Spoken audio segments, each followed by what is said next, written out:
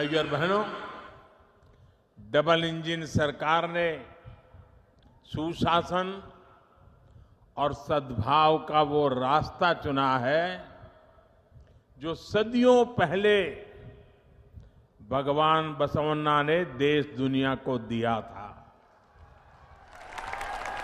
भगवान बसवेश्वरा ने अनुभव मंडपम जैसे मंच से सामाजिक न्याय का, लोकतंत्र का एक मॉडल दुनिया के सामने रखा था। समाज के हर भेदभाव, हर ऊंच नीच से ऊपर उठकर सबके सशक्तिकरण का मार्ग उन्होंने हमें दिखाया था। सबका साथ, सबका विकास, सबका विश्वास और सबका प्रयास, इस मंत्र में भी वही भावना है जो भगवान बसवेश्वरा ने हमें दी थी। आज कलबुर्गी में हम इसी भावना का विस्तार देख रहे हैं। साथियों, हमारे बंजारा समुदाय, गुमंतु, अर्ध गुमंतु समुदाय ने दशकों तक बहुत असुविधा झेली है। अब सबके लिए गौरव और गरिमा के साथ जीने का समय आया है।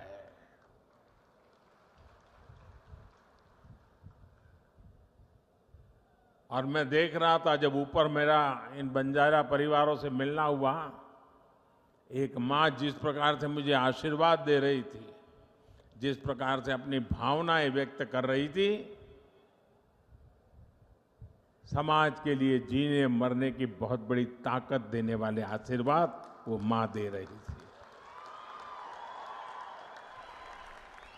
आने वाले वर्षों में इन समुदायों के विकास और कल्याण के लिए सैकड़ों करोड़ रुपए का विशेष प्रावधान भी किया गया है।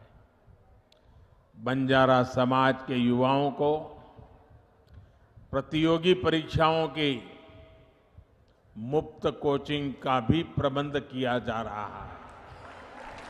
ऐसे समुदायों के लिए आजीविका के नए साधनों का भी निर्माण किया जा रहा है। झुग्गियों के बजाय इन साथियों को पक्के घर मिले, इसके लिए भी सहायता दी जा रही है। बंजारा, गुमंतु, अर्ध गुमंतु समुदायों का स्थायी पता, स्थायी रिहाइश न होने के कारण जो सुविधाएं उन्हें नहीं मिल पा रही थी, उनका समाधान भी किया जा रहा है। आज का ये आयोजन इसी समाधान की दिशा में उठाया गया अहम कदम है। 1993 में, यानी 3 दशक पहले इसकी सिफारिश की गई थी, लेकिन उसके बाद सबसे अधिक जिस दल का शासन यहां रहा, उसने सिर्फ वोट बैंक बनाने पर ही ध्यान दिया। इन उपेक्षित परिवारों का जीवन बनाने की उन्होंने कभी नहीं सोची। तांडा में रहने वाले साथियों ने अपने हक के लिए लंबा संघर्ष किया है, अनेक कठिनाइयां झेली हैं, एक बहुत लंबा इंतजार आप सबको करना पड़ा है। लेकिन अब उदासीनता का वो पुराना माहौल भाजपा की सरकार ने बदल दिया है। मैं आज मेरी इन बंजारा माताओं से कहना चाहता हूं, आप निश्चिंत रहिए, आपका एक बेटा दिल्ली में बैठा है।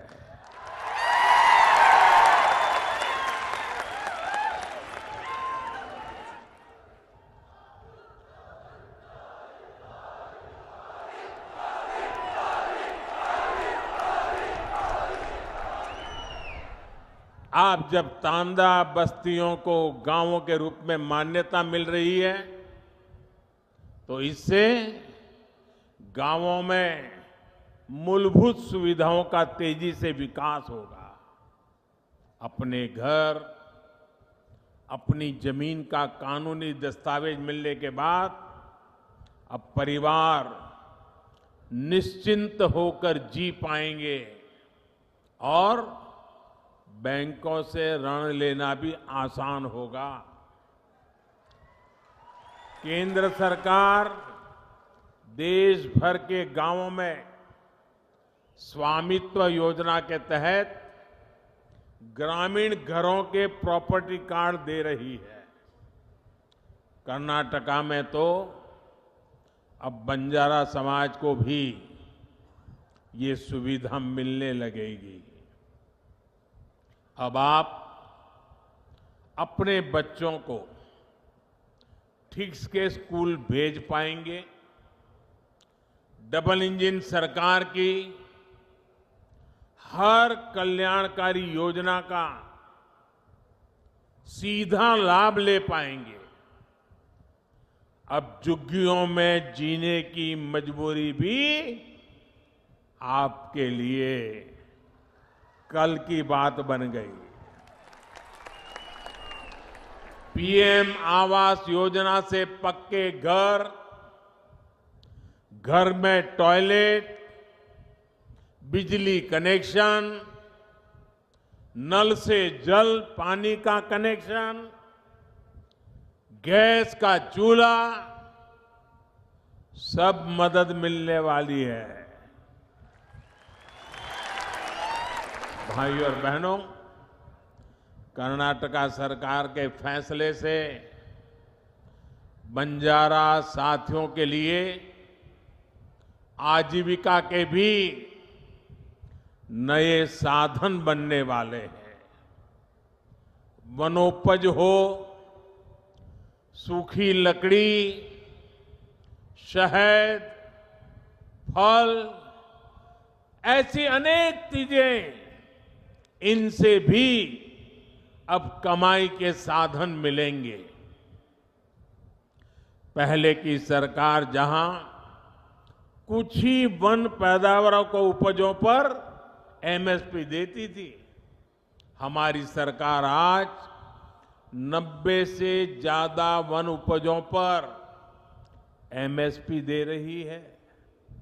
कर्नाटका सरकार के फैसले के बाद अब इसका लाभ भी तांडा में रहने वाले मेरे सभी परिवारों को भी मिलेगा। साथियों, आजादी के अनेक दशकों बाद एक बहुत बड़ी आबादी ऐसी थी जो विकास से वंचित थी, सरकारी मदद के दायरे से बाहर थी।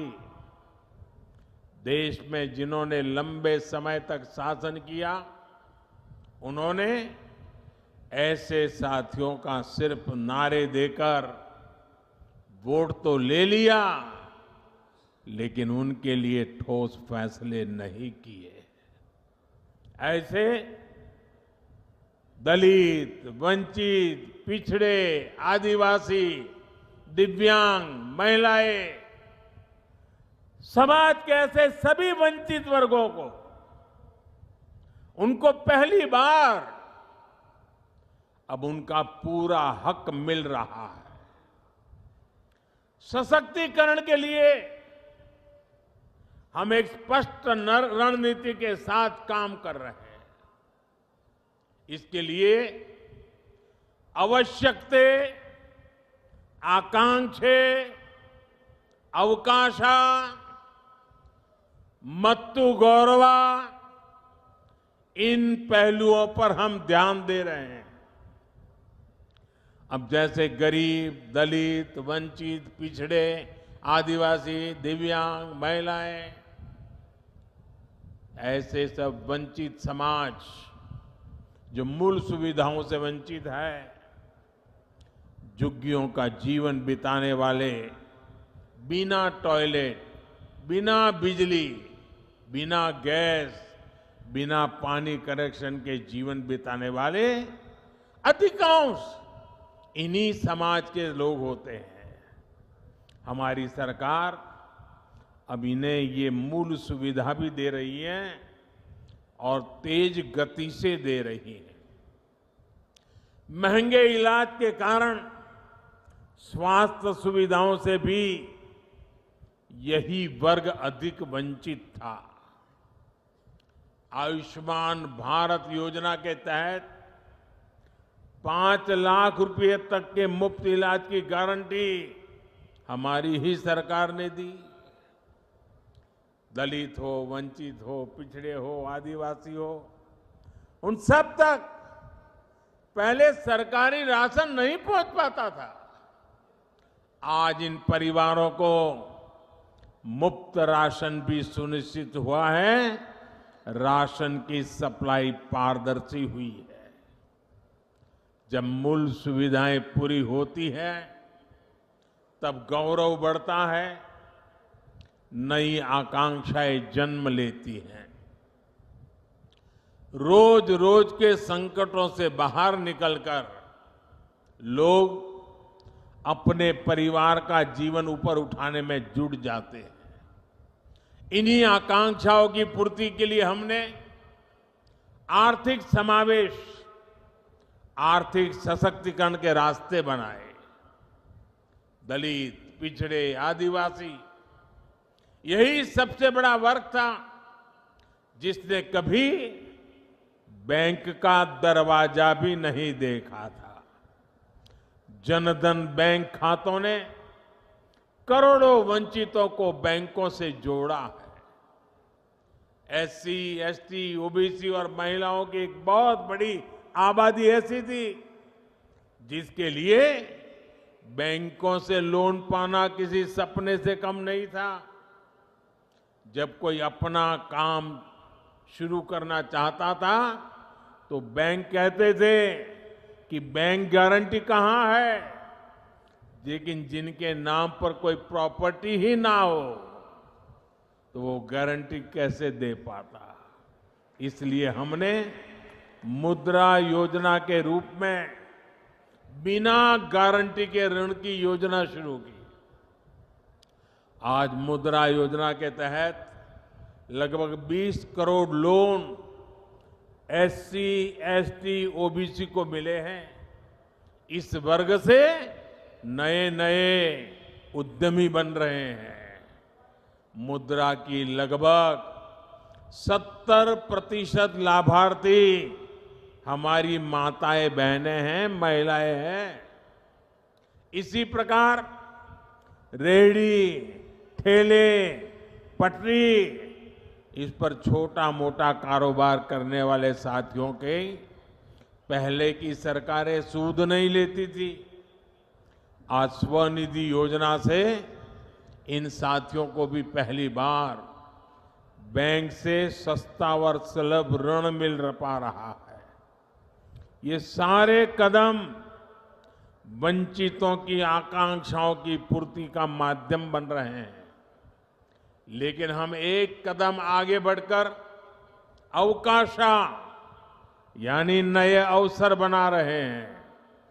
वंचित समाज के युवाओं को नया विश्वास दे रहे हैं।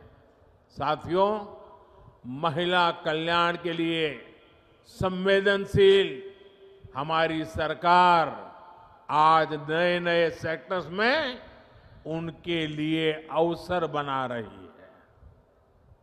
आदिवासी कल्याण के लिए संवेदनशील हमारी सरकार आदिवासियों के योगदान, उनके गौरव को राष्ट्रीय पहचान देने का काम कर रही है।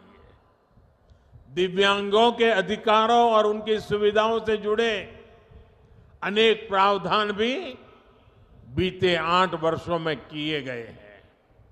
उपेक्षित वर्गों से जुड़े साथी आज पहली बार देश की अनेक संवैधानिक संस्थाओं के शीर्ष पर है। ये हमारी सरकार है जिसने पिछड़ा वर्ग आयोग को संवैधानिक दर्जा दिया।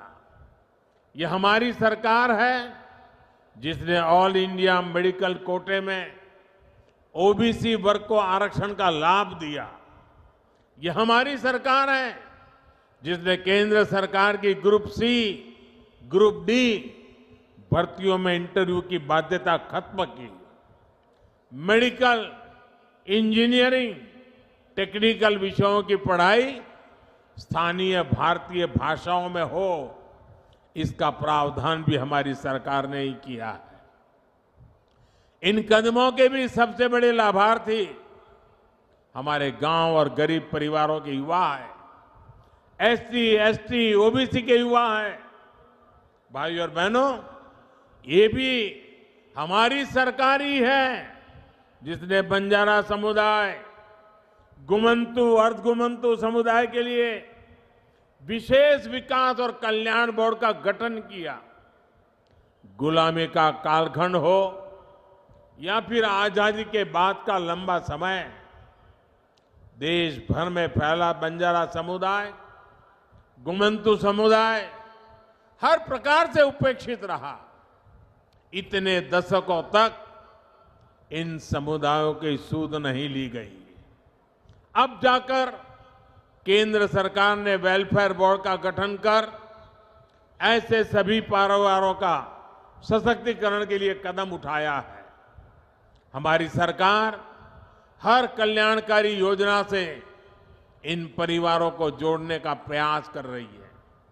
साथियों, डबल इंजन सरकार भारत में रहने वाले हर समाज की परंपरा, संस्कृति, खान पान, वेशभूषा को हमारी ताकत मानती है। हम इस ताकत को सहेजने, इसको संरक्षित रखने के बहुत बड़े पक्षधर हैं। सुहाली, लंबानी, लंबाड़ा, लबाना और बाजीगर, जो भी नाम ले, आप सांस्कृतिक रूप से समृद्ध और जीवंत है, देश की शान है, देश की ताकत है। आपका हजारों वर्षों का एक इतिहास है। इस देश के विकास में आपका एक योगदान है। इस धरोहर को भी हमें मिलकर आगे बढ़ाने का प्रयास करना है। हमें सबका साथ लेकर ही सबका विश्वास करना है।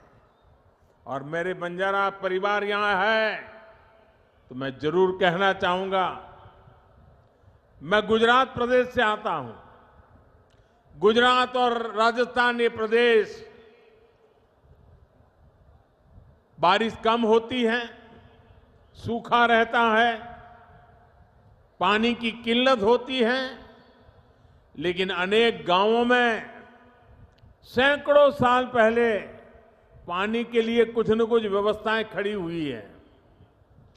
और आज भी वो गांव के लोग कहते हैं कि ये लाखा बंजारा ने ये बनवाया था, ये लाखा बंजारा ने बनवाया था। आप किसी भी गांव में जाओ, पानी के प्रबंध की कोई व्यवस्था बनी है तो मेरे गुजरात और राजस्थान में लाखा बंजारा का नाम सबसे पहले आता है। जिस लाखा बंजारा ने सदियों पहले समाज की इतनी बड़ी सेवा की, ये मेरा सौभाग्य है कि उस बंजारा परिवारों की सेवा करने का आपने मुझे मौका दिया है। मैं आप सभी को बहुत बहुत बधाई देता हूं। मैं आपके सुखद और समृद्ध भविष्य की कामना करता हूं। और आपने आकर के हमें आशीर्वाद दिए, ये हमारी बहुत बड़ी पूंजी है, बहुत बड़ी ऊर्जा है, बहुत बड़ी प्रेरणा है। मैं आपका कोटि कोटि धन्यवाद करता हूं। नमस्कार।